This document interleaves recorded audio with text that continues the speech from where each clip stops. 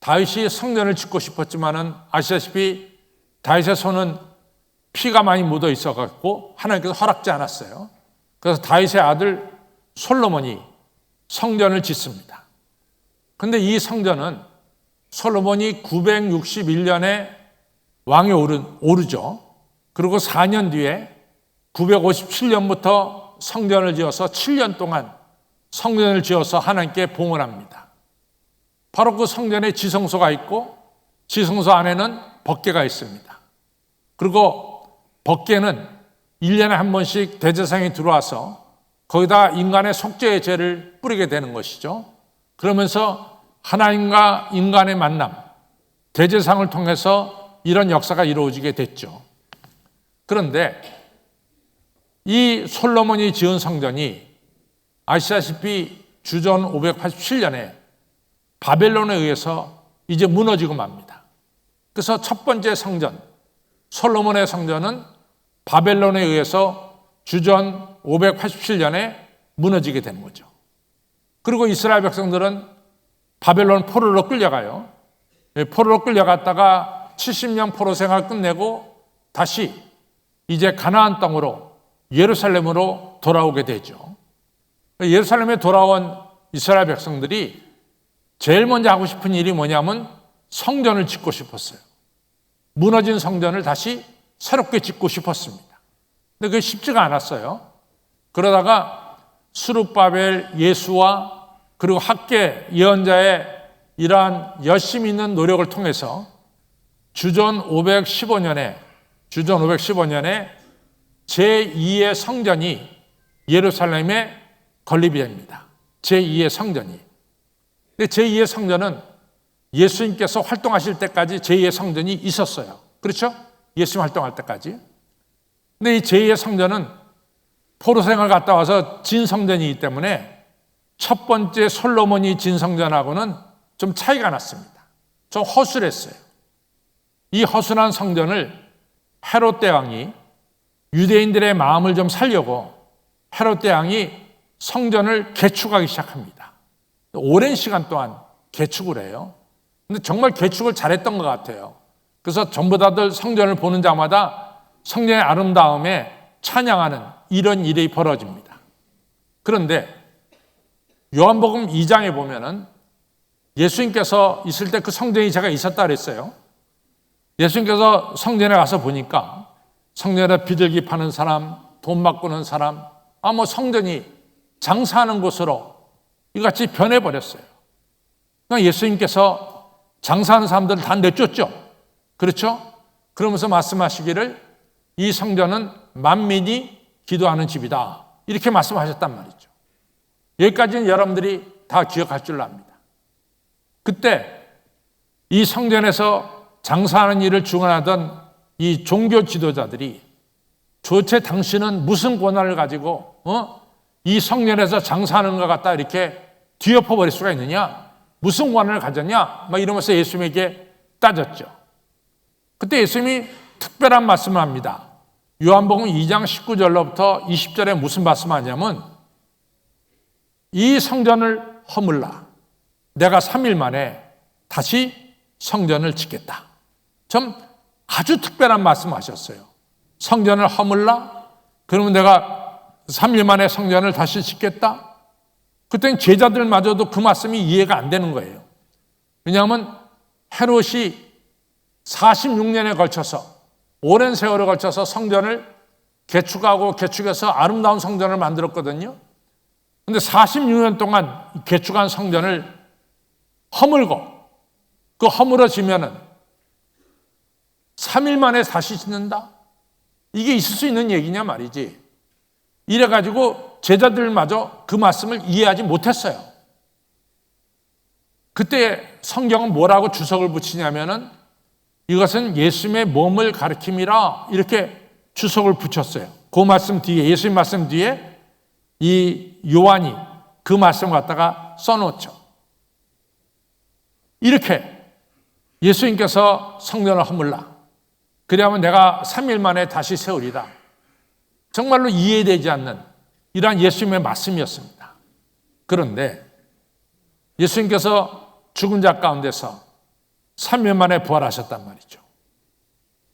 그때서야 사람들이 깨닫는 거야. 야, 성전을 허물라 내가 3일 만에 다시 짓겠다 말씀한 것은 바로 예수님의 부활하신 몸을 가리켜서 하신 말씀이구나. 이렇게 이해하기 시작했죠. 그러면은 여기서 우리가 좀 정리하고 넘어갈 게 있어요. 그러면 예수님이 부활하신 몸은 다른 말로 말해서 뭘 가리켜요? 성전이라고 말이에요. 예수님의 부활하신 몸은 다른 말로 말해서 뭐예요? 성전이에요. 그러면 이 성전에는 누가 계십니까? 하나님이 계시죠. 그러니까 예수님 안에는 누가 계시냐면 하나님이 계신 거예요. 하나님이 계시다면은 뭘 가리킵니까? 하나님의 영광이 가득하다는 얘기입니다. 자, 부활하신 예수님은 성전이에요. 성전에는 누가 계세요? 하나님이 계세요. 하나님이 계신 곳에는 하나님의 영광으로 가득 찬 겁니다. 그러면 예수님의 몸은 바로 하나님이시고 하나님의 영광이 가득 찬 거죠. 바로 부활하신 예수님은 하나님의 영광이 가득 찬 몸이 부활하신 예수님입니다. 그런데 오늘 우리가 읽은 요한복음 20장 19절에 제자들이 전부 다 무서워서 숨어 지냈어요. 무서워서. 그렇죠? 무서워서 숨어 지냈습니다.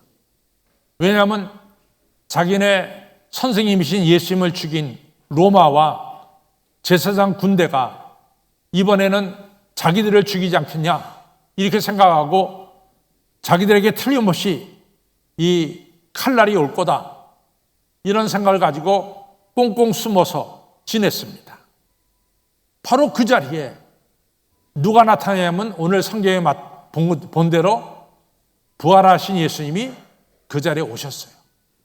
그러면 부활하신 예수님이 그 자리에 왔다는 것은 바로 그 자리가 뭐예요? 성전이 되는 것이고 그 자리가 바로 뭡니까? 하나님의 영광이 임한 것이고 하나님 계신 것이죠. 두려움에 떨고 있는 제자들이 모여있는 곳에 부활하신 예수님이 오셨다는 것은 바로 누가 임재한 거예요? 하나님 임재하신 것이고 거기에는 뭐가 하나님의 영광이 충만하게 임했다는 사실이죠. 그래서 하나님께서 이 영광으로 임재하셨을 때 제일 먼저 예수님의 입속에서 하신 말씀이 뭐냐? 너에게 평강이 있을지어다. 평강을 선언하셨어요. 평강은 우리가 히브리어로 뭐라고 말합니까? 샬롬이에요. 오늘 제가 설교 전에 샬롬 샬롬 우리에게 축복을 또 샬롬 샬롬 이웃에게 평화를 우리가 샬롬을 4번이나 외쳤어요. 여러분들 샬롬이라고 하는 말은 단순하게 평화와 평강만을 얘기하는 것은 아니라 그랬어요. 오늘 어떤 분이 병으로 고생하고 있을 때 제가 가서 샬롬의 축복이 임하시길 바랍니다 라고 말할 때는 무슨 뜻입니까? 당신이 병에서 치유받기를 원합니다. 또 여러분들이 사업장을 열면서 개업 예배를 목사님 오셔서 드려주십시오. 그래서 예배를 드릴 때 바로 이 장소에 샬롬이 있기를 바랍니다 라고 말하는 것은 뭡니까? 이 사업이 번창하기를 바랍니다. 그런 뜻이 샬롬이죠. 또 전쟁에 나가는 아들이 아버지한테 와서 아버지 제가 전쟁터에 나가기 전에 기도해 주십시오. 하나님 우리 아들에게 샬롬의 축복이 임하시기를 바랍니다. 그때 뭡니까? 전쟁터에 나가서 건강하게 모든 임무를 수행하고 돌아와라. 이런 뜻이 바로 샬롬이죠. 샬롬은 세상의 좋은 뜻을 다 가지고 있었어요. 전쟁이 있는 곳에 평화를, 여러 가지 근심 걱정이 있는 곳에 하나님의 역사가 나타나기를 축복하는 말이 바로 샬롬입니다. 아시다시피 지금 예수님의 제자들이 살고 있던 그 시대는 어떤 시대예요? 로마가 이스라엘 지배하던 시대입니다. 이스라엘이란 나라는 주권을 잃어버렸어요. 또 로마가 악착같이 세금을 걷어가고 또 허수아비 정부 같은 헤롯 정부도 세금을 걷어갔기 때문에 이스라엘 백성들이 매우 헐벗고 못 먹고 살 때, 제가 여러 번 말씀드리지만은 왜 오병이어에 5천 명 먹인 기적이 마태, 마가, 누가, 요한에 기록됐는데 그것이 유일한 기적이라고 그랬어요? 왜 그랬을까? 그건 반면으로 뭘 생각합니까? 그 당시에 정말로 이스라엘 백성들이 못 먹고 못 살았구나. 그래서 예수님이 오병이어로 5천 명 먹인 사건이 죽은 자가 살아난 것보다 훨씬 더 저들에게 감동을 줬고 그리고 저들에게 영향을 끼쳤구나. 우리가 쉽게 생각할 수 있어요. 이처럼 못 먹고 못 살 때입니다. 반대로 이스라엘 지배하는 로마는 엄청나게 잘 살던 때입니다. 정말로 부자와 가난한 자의 차이가 엄청나요. 이럴 때 평화가 없어요. 악인이 의인들을 갖다가 괴롭힐 때 거기도 평화가 없어요. 싸움이 있는 곳에 당연히 평화가 없습니다. 바로 그런 것이 바로 제자들이 살고 있었던 삶의 현장이었죠. 그런 삶의 현장 속에서 제자들이 살아가고 있었는데 부활하신 예수님, 하나님의 영광을 지니신 예수님께서 첫 마디가 뭐냐? 너희들에게 평강이 있을지어다. 중요한 축복의 선을 하셨어요. 사랑하는 성도 여러분, 오늘 우리들에게도 정말로 평화를 깨트린 일들이 많이 있어요. 우리의 삶 속에는 평화를 깨트린 일들이 많이 있습니다. 정말로 많이 있습니다. 순간순간 우리의 마음의 평화를 무너뜨리는 일들이 순간순간 일어나고 있어요. 악한 마귀 사탄은 오늘도 여러분 가져가 축복받으려고 할 때 시험에서 하나님께로부터 내려온 축복을 받지 못하도록 우리의 마음을 잠그게 만들고, 우리의 마음속에 사랑을 실천하려고 할 때 오히려 미움을 갖도록 우리의 마음을 만들어버리고, 또 우리의 눈에는 이 불공정하고 또한 불의하고 잘못된 것들이 눈에 보여서 마음의 평화를 잃어버릴 때가 많이 있습니다. 여러분들 열심히 수고해도 수고의 대가를 못 받는 때도 많이 있습니다. 여러분들 그런 일들이 우리들 사회 속에는 얼마든지 일어나고 있다 그 말이에요. 우리가 살고 있는 이 세상에는 정말로 평화를 맛보기보다는 평화 대신 불의가 더 우리가 살고 있는 세상에 더 많이 이같이 있는 것이 바로 우리의 삶의 현실이죠. 제자들이 로마 압제 밑에 살던 때보다도 더하진 않겠지만도 우리가 사는 세상도 쉽지 않은 세상에 살고 있어요. 이러한 세상에 살고 있는 여러분과 저에게 부활하신 예수님은 하나님을 가리키는 것이고 하나님의 영광을 나타내는 것이 부활하신 예수님입니다. 바로 부활하신 예수님이 뭐라고 말씀하냐? 너희들에게 평강이 있을지어다. 아멘. 너무 중요한 거예요. 하나님의 평강, 하나님의 샬롬이 우리 마음에 있다는 것은, 우리의 삶에 있다는 것은 엄청난 축복입니다. 아무쪼록 오늘 부활하신 예수님을 찬양하는 우리의 심령 속에 하늘의 평강이 있기를 주님의 이름으로 축원합니다. 평강이 있기를 축원합니다. 두 번째로 부활하신 예수님께서 두 번째 하신 말씀이 뭐냐? 너희들 성령을 받아라. 이런 중요한 말씀을 하셨어요. 성령을 받아라. 여러분들 참 이 성령 너무 중요하죠. 그런데 예수님께서 부활하신 뒤에 이제 승천하시기 전에 우리에게 성령을 받으라는 말씀을 여러 번 하십니다. 마태복음 28장 19절로 20절에 너희들 모든 족속으로 제자를 삼아 아버지 아들과 성령의 이름으로 세례를 베풀고 내가 너에게 분부한 것을 저들에게 가르쳐 지키게 하라. 그리고 또 우리가 한 대로 마가복음 16장의 맨 끝절인데 15절에 제자들에게 너는 천하만국에 다니면서 만민들에게 이 부활의 주님을 증거해라. 부활의 주님의 복음을 듣고 세례받는 자는 구원을 받을 것이고 믿지 않는 자는 심판을 받으리라. 이런 말씀을 하셨어요. 우리 주님께서 여러분과 저에게 부활하신 예수님을 증거하라고 사명을 주셨어요. 그러시면서 한 말씀이 너희들 예루살렘을 떠나지 마라. 여기서 잠깐만 기다려.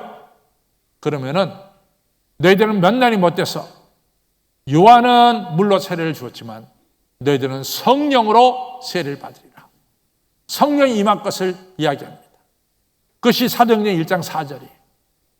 사도행전 1장 8절에 오직 성령이 너에게 임하시면 내가 권능을 받고 예루살렘과 유다와 사마리아 땅까지 이르러 증인이 되리라. 성령이 곧 임할 것을 또 한 번 말씀하셨어요. 그리고 사도행전 2장 1절로 넘어가면은 이 제자들이 모인 장소에 약속하신 불길 같은 성령님이 임했습니다. 불같이 혀같이 갈라지는 성령, 강한 바람 같은 성령님의 역사가 오순절 지키려고 모여든 120 문도들, 하나님의 약속을 성령을 기다리는 120 문도들에게 성령 충만의 역사가 일어났습니다. 성령의 역사가 일어나니까 베드로가 벌떡 일어나서 설교하기 시작합니다. 베드로가 설교할 때 오순절에 모여든 수많은 출신들, 여러 지역에서 온 이 유대인들, 다 언어가 다르죠? 그런데 베드로가 히브리어로 설교하는데 그 히브리어 설교를 다 알아듣는 거야. 어느 나라 사람이건 다 알아들어. 방언 터지는 역사가 나타났어요. 어찌할까 하며 죄를 깨닫고 회개하기 시작합니다. 성령을 받기 시작합니다. 그날 예수님께로 돌아온 자, 부활의 예수님 믿는 자가 3,000명이나 되었더라. 성경은 역사하고 있습니다. 성령이 역사할 때 3,000명이 돌아오는 역사가 일어납니다. 또한 누가복음 4장 18절로 19절에 오직 성령이 너에게 임하시면 주의 성령이 내게 임하셨으니 이는 나로 하여금 가난한 자에게 복음을 전하게 하시고 내게 기름을 부으사 포로된 자에게 자유를, 눈먼 자에게 다시 보게 함을, 눌린 자를 자유케 하고 은혜의 일을 선포하게 하라 하십니다.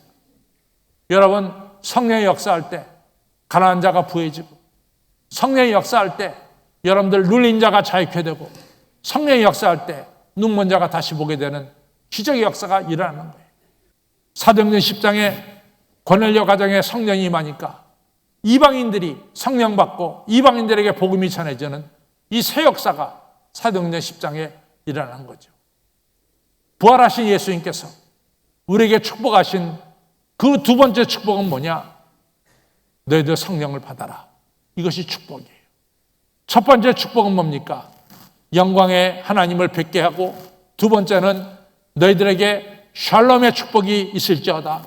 평강의 축복을 나눠주시고, 그리고 성령을 받아라. 이런 중요한 약속을 하셨어요. 그러면 이 샬롬과 성령의 축복은 어디서 이루어지느냐? 다시 요한복음 2장 19절 20절로 가겠습니다. 요한복음 2장 18절 19 20절에 뭡니까? 저 40년 된 성전을 허물라. 내가 3일 만에 다시 짓겠다. 바로 예수님의 부활하신 몸이 성전이 됨을 말씀하고 있습니다.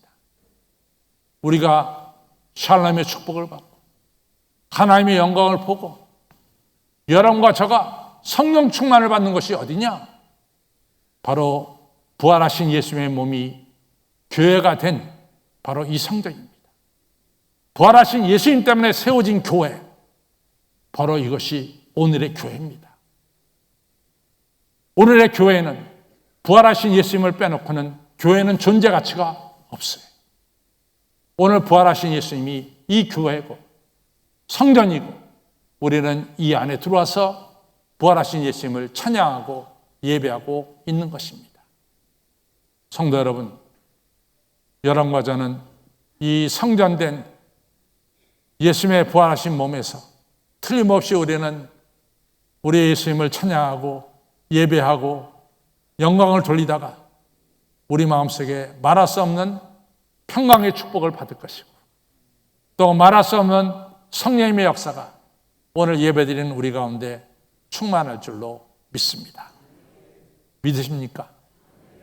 오늘 이 자리가 바로 영광의 주님을 뵙는 자리요. 하나님의 영광이 우리 가운데 가득한 자리가 바로 이 자리입니다. 고린도후서 3장 18절 19절 이런 말씀이 나오죠. 하나님은 영이시다. 우리 주님은 영이시다. 여러분과 제가 이같이 성전에서 예배를 드릴 때 우리가 수건을 벗은 얼굴로 거울을 보는 것 같이 우리 하나님의 영광을 보게 되니 우리의 형상이 변화가 된다. 하나님의 영광으로 변화가 된다. 그래서 우리가 영광으로 나아가게 된다는 중요한 말씀을 고린도후서 3장 18절 19절에서 사도 바울이 말씀하고 있습니다.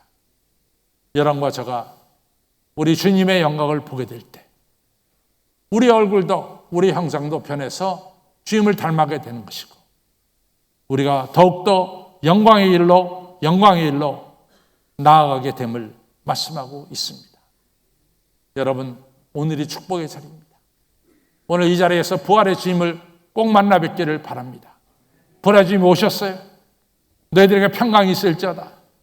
너희 성령을 받아라. 너희들이 성령을 받고 복음을 전할 때 복음을 듣는 자들이 죄를 깨닫고 회개할 때 저들의 죄가 사해지는 역사가 일어날 것이다. 오늘 말씀 구절구절이 바로 그 말씀입니다. 여러분과 저를 통해서 생명을 구원하는 역사가 일어나게 될 것이라는 말씀입니다. 어느 사람이 케냐 나이로비에 갔어요. 여러분과 제가 아프리카를 가면서 아프리카를 다닐 때 느끼는 것 중에 하나가 뭐냐면은 아프리카에 하수구가 없어요. 하수구가. 우리는 모든 더러운 것들은 하수구를 통해서 그것이 정화돼서 강으로 바다로 나가게 돼 있죠. 우리나라는. 선진국은 다 그렇게 돼 있어요. 집을 지을 때 하수구 나가는 걸 다 미리 만들어야 되고 전기가 들어온 전기선도 기초로 다 만들어져야 되는 거예요. 근데 아프리카를 가면 안타까운 게 뭐냐면 하수로가 없어. 하수로. 그냥 꾸정물이 길 한복판에 흐르는 거예요. 길 한복판. 꾸정물이. 부자들은 꾸정물이 흐르는 곳에서 떨어져 있지만 가난한 사람들은 다 꾸정물 옆에 그 옆에다가 판자촌 같은 집을 짓고 살아가. 아이들이 그 꾸정물이 수영장처럼 거기서 뛰놀아. 이것을 보면은 외지에서 온 사람들은 너무나 가슴이 아파요. 이 사람이 그 꾸정물 옆에 가다 보니까 판잣집이 하나 있는데 거기서 찬송 소리가 울려 퍼져. 들어가 보니까 찬송 소리가 울려 퍼지는데 한 70명이 모여서 찬양을 하는데 눈물을 흘리고 기뻐하고 또한 손을 들고 찬양하고 있습니다. 70여 명이. 외지인이 들어가서 볼 때 바로 여기가 천국이구나. 천국. 하나님이 계신 하나님의 영광이 가득한 천국이구나 하는 것을 느꼈어요. 하나님을 찬양하고 자기의 죄를 깨닫고 회개하고 눈물 흘리고 하나님께 영광 돌리는 바로 그 장소에 부활의 주님이 오셔서 너에게 평강이 있을지어다. 성령을 받으라. 축복해 주시는 거죠. 사랑하는 성도 여러분, 오늘 이 자리가 우리가 샬롬의 축복을 받는 자리고 오늘 이 자리가 우리가 성령 충만을 받는 자리입니다. 아무쪼록 여러분과 제가 부활의 주님을 바라보며 마음껏 찬양하시고 부활의 주님 앞에 우리를 맡기시고 우리 주님 앞에 예배 드릴 때 부활하신 주님이 주시는 샬롬의 축복과 성령 충만의 축복이 오늘 우리들에게 충만할 줄로 믿습니다.